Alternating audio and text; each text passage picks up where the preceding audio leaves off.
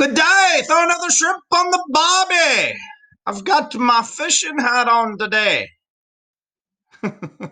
Good evening, good morning, good night, whatever the case may be. It's Coach Hughes, and another fun-filled, exciting lecture. So, the topic of conversation, besides my awesome hats here today, has been the topic of the Hebrews, also known as the Jews, also known as the ancient Israelites. We have talked about just a plethora of information when it comes to the ancient Israelites. Where we left off last time, they had been taken capture again, this time by the Babylonians, known as the Babylonian captivity, where King Nebuchadnezzar himself captured 10,000 Jews and appointed a king, or as I like to say, a puppet that he could control in order to control the people. But the people did not buy that. We also talked about leaders such as the great David, David and Goliath, David being the victor. We talked about David's son Solomon, the golden years, really, of the ancient Israelite empire. And then the split. 10 tribes go north. They form the kingdom of Israel. And two of the tribes go south and they form Judah. So let's pick up where we left off last time, talking about the Israelites being captured in Babylon, known as the Babylonian captivity. So when you have a group of people being exiled, living in a foreign land, Circle A, exile occurs when people are forced to live in a foreign land. That's what was going on with the Israelites when King Nebuchadnezzar captured 10,000 of them and forced them to live in Babylon. And during the Israelites' exile in Babylon, their religion officially became known as Judaism. Some people pronounce it Judaism. Either way. Circle B. Now, to talk a little bit about this official naming of the religion, Judaism, we got to talk a little bit about the religion itself and culture of this religion. So, Jews met each week on the Sabbath, a day of worship and rest. No work on the weekend. That's kind of where we get the motto today, as a lot of people hopefully get the weekends off. I know that's not possible, but that's what we have. I know employees, if you work for Chick-fil-A, you got Sunday off, so there's something. Hobby Lobby, you get Sunday off. The week of work bowls into at least a day of no work or rest. And Jews met to worship in something called a synagogue, very similar to what a lot of you know as a church. Muslim individuals would call it a mosque. It's a house of worship. Now, at these meetings, the Jews prayed, they discussed their religion, they practiced their religion, because you remember at one point in a previous lecture, we talked about that the Israelites actually lost their religion at one point. So, all of this is occurring. You have a day of worship, a day of prayer, a day of rest, meeting to practice, to discuss your religion in a synagogue. Now, Jewish society is founded upon religion, founded upon the belief, the monotheistic belief in one and one true God. All these other civilizations that we've talked about, Egypt, the Sumerians with Hammurabi, all of that, we've talked about multiple gods and goddism. Judaism's main beliefs, know this, hear this, circle C, are the beliefs in God, education, justice, and obedience. Now, the ancient Jews recorded most of their laws in 5 books, and together these books are called the Torah. And it's really the most sacred of all text all written texts of Judaism. Now, a little bit in detail here. The Hebrew Bible consists of 5 books of the Torah and 34 other books. And these books, they describe Jewish history. Remember, a lot of the Hebrew Bible is the Old Testament of the Christian Bible. So the early books of the Christian Bible there. So let's talk a little bit about this Jewish history. And some of these, whether you're religious or not, none of my business, but you've heard some of these stories from a relatively young age, I would presume. Now, the book of Genesis, which is the very first book of the Christian Bible, tells how God punished people for their bad behavior. For example, the story of Noah is in the book of Genesis. And Genesis also explains why the world has different languages. And if you don't know the stories, well, you have Noah, and well, over there you got the picture of the ark, and that's a pretty popular children's story, regardless of religious affiliation. It's where the world was being bad, and God had decided to start anew, if you would, with Noah's family. Uh, Noah believed he heard God's voice to build the ark and take 2 male and female of each kind of animal and put on the ark. And it rained 40 days, 40 nights, and flooded the earth. Why is the earth never flooded again? Well, God promised not to do that with a little seal of a rainbow, if you would. Also, the Tower of Babel explains the different languages. There, it reminds me of if you watch South Park. Not that I watch South Park, but the kids were building a tower to heaven in South Park, and really it was it was not to heaven. They were looking for a lottery ticket because, well, Kenny had died. Oh my God, they killed Kenny! I can't say what else he says, but oh my God, they killed Kenny! That's my Cartman impression. But they were trying to build a tower to heaven so they could ask Kenny, "Hey, where'd you put the lottery ticket?"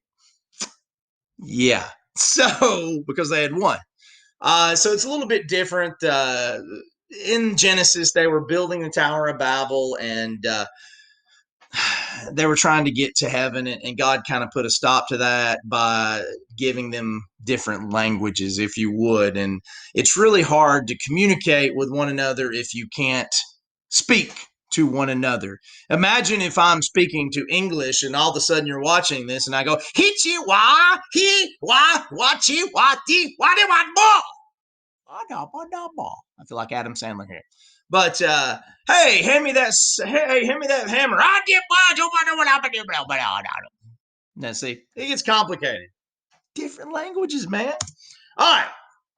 The book of Daniel. The book of Daniel reminds Jews that God too will rescue them. Daniel, of course, being thrown in the lion's den and surviving overnight as God's will. Besides the Torah, the Hebrew Bible, and the commentaries, many other documentaries also explain ancient Jewish beliefs. And this is kind of the written record part that we know about the Hebrews. Getting into a little bit about Jewish culture here. Among the most important are the Dead Sea Scrolls. I'm sorry. I get like that anytime I see the word dead. Okay. The Dead Sea Scrolls were writing by Jews who lived roughly 2,000 years ago. Circle J, the story goes that the Dead Sea Scrolls were discovered in a cave pretty much by accident by a boy in 1947. And these writings helped historians learn a lot more about the lives of Jews that lived during 100 BC to 50 AD. If you're keeping track of the record there, that would also cover the time of Jesus Christ, who lived during that time period, who also was a Jew. Now, Jewish laws influenced Jews' education, food, and yes, even how they dress. Sons were valuable in Jewish society. Sons carried on the family name and became the head of household. I'm sorry, that's Big Brother. If you ever watch Big Brother, head of household. The Jews became the boys became head of household. I don't want to say that. Head of family after the death of their fathers. Ooh, sorry, death of fathers. Sure. All right.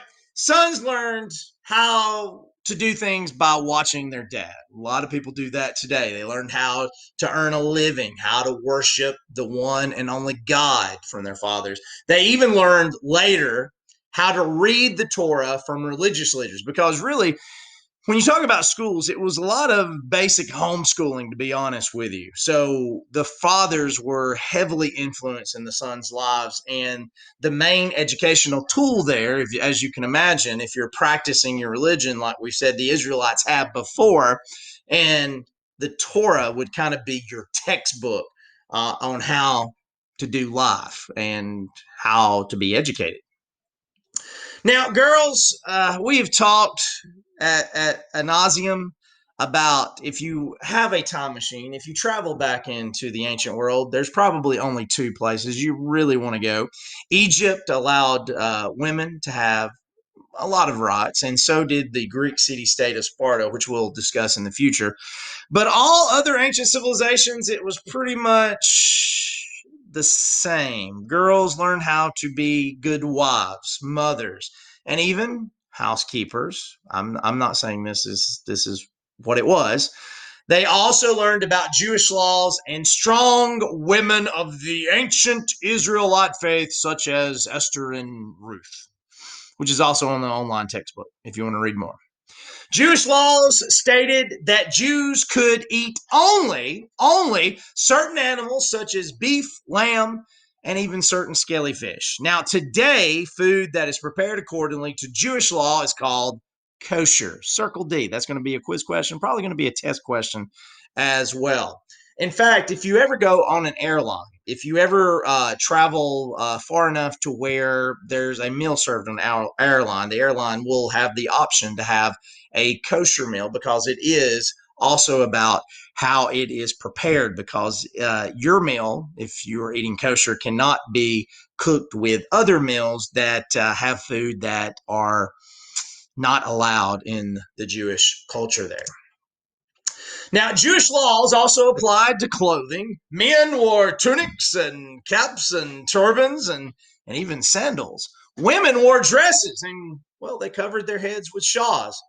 And ladies, you would hope to be a wealthy woman because wealthy women got to wear shoes and makeup and jewelry. So a lot of you would be out of luck in the ancient world if you, well, like to have shoes on.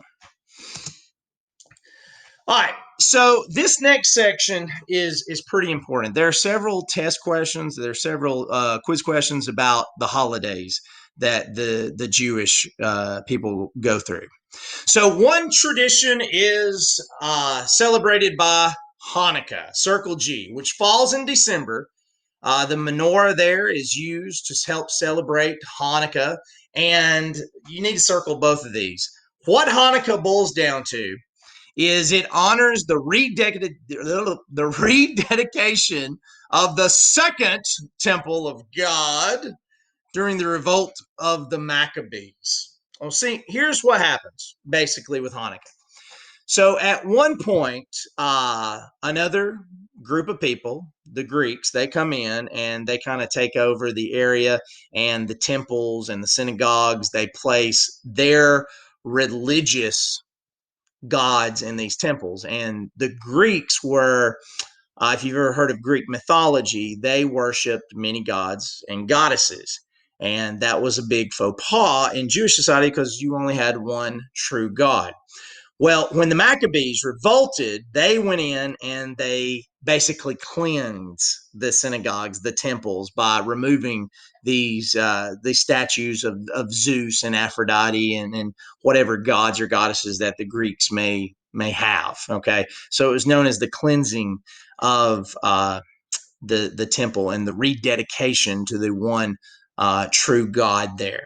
And the menorah is basically you light a candle each of the 8 nights, with the one in the middle being the one that you light the others with. Okay, the cleansing of the temple celebrated in December. Probably see commercials all the time around that time. All right. So, like I said, according to legend, the Maccabees, they didn't have enough lamp oil to perform the rededication ceremony. Miraculously, the oil that they did have burned for only one day, actually burned for 8, hence the menorah there. Okay. Circle J. Passover is another highly important holy day and is known as the time for the Jews to remember the Exodus, where Moses led the Israelites out of Egypt, the parting of the Red Sea, and back to Canaan after, well, a 40-year detour, and Moses picking up the 10 Commandments and dying along the way, then Joshua bringing them the rest of the way in, and then, of course, getting rid of the Canaanites there. So that is Passover, okay? Passover, celebrating, remembering the Exodus from Egypt. These are pretty important. Circle both of these. Ceremonies and rituals are also part of the High Holy Days, the two most sacred of all Jewish holidays. The first of these, circle L, Rosh Hashanah, celebrates the beginning of a new year in the Jewish calendar, and I think mostly takes place in September. Think about the celebration that we celebrate here in the United States at the end of December, going into a new year. It's kind of that, but it is one of 2 very holy days known as the High Holy Days. The other one is Yom Kippur, and it's celebrated in October and is considered the holiest day, Yom Kippur, the holiest day in the entire year for Jews. Circle it, put a star by it, know it. It's also part of the High Holy Days with Rosh Hashanah. Now, Jews ask God to forgive their sins during Yom Kippur, and because it is so holy, Jews don't eat or drink anything for the entire day. A little thing called fasting. So they concentrate on a forgiveness of sins during Yom Kippur. Hence why it is so holy. Now, to kind of end this and end this chapter, in about 63 BC, the Roman Empire conquers Judah. And to put kind of salt on that wound there, the Romans renamed Judah, but they only slightly renamed it. They named it Judea. What's the big deal? Well, if somebody comes in and you've had your name your entire life, and then somebody calls you a different name, just a little bit variation difference there, you'll probably get upset too. And the people of the Israelites absolutely did. Now, some Jews, they hate Roman rule.